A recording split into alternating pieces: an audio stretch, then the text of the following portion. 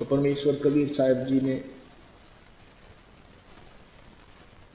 फिर आप जी को संदेश दिया है कि पूरे गुरु की शरण में आने के उपरांत आप जी ने कैसे उसके साथ व्यवहार करना है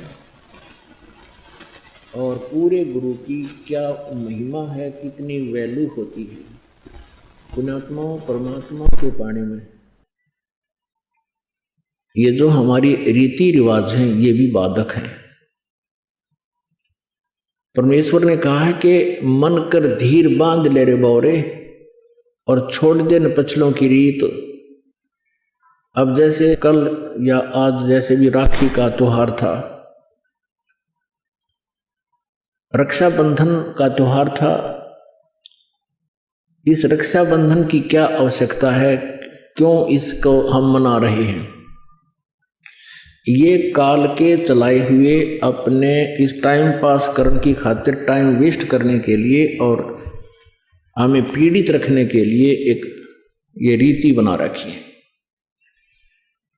अपुणात्मा इस ज्ञान से परिचित होने के बाद हमारी आंखें खुल जाती हैं और जो समझदार बच्चे हैं वो इस बात को स्वीकार कर लेते हैं कि संत जो कहते हैं परमेश्वर का आदेश होता है, तो फिर वो स्वीकार कर लेते हैं, फिर वो समाज की नहीं मानते।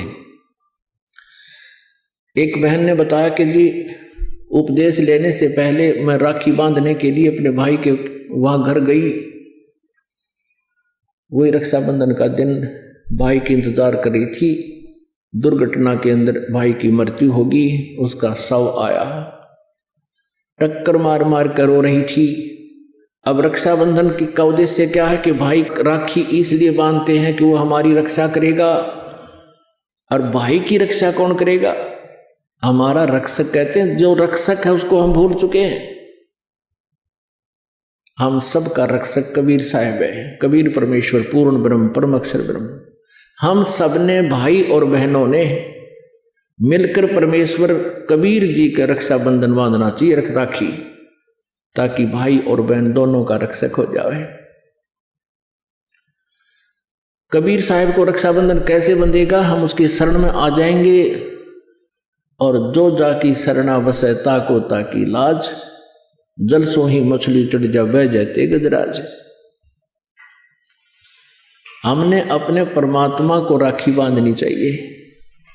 और दूसरा एक और दुख पैदा करती है ये रक्षाबंधन का दिन, जिन बहनों का भाई नहीं, अब वो रोती हैं पिछले कमरों में बैठ कर अकेली, आए हमारा भाई को नहीं, हम किसके राखी बांधेंगे?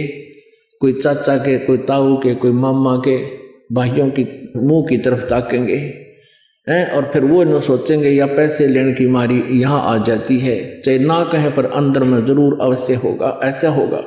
और हमने ऐसा ना करना है, हमने अपने ऊपर कर्जा नहीं चढ़ाना किसी का। तो इसलिए हमने रक्षाबंधन का त्योहार कैसे मनाना है? परमात्मा का नाम ले लेना है। और फिर ये 10वां दिन यहाँ त्योहार होता है, सत्संग होता है, इसमें आकर के हमने इस परमात्मा के ज्ञान को सुनना है। तो ये इस तरह की जो रीति रिवाजें हैं ये हमें पीड़ित करने के लिए है, हमारे को एक दूसरे से दूर करने वाली है। अब रिवाजें बन गई हैं कि बहन राखी बांधना आवेगी, उसको कुछ देना पड़ेगा, एक मजबूरी सी बन गई। तो ये भी हमारे नाते में दरार पैदा करती है। तो पुण्यात्माओं, जिन्होंने परमात्मा पाना है तो परमेश्वर के विधान को अपनाना ही पड़ेगा।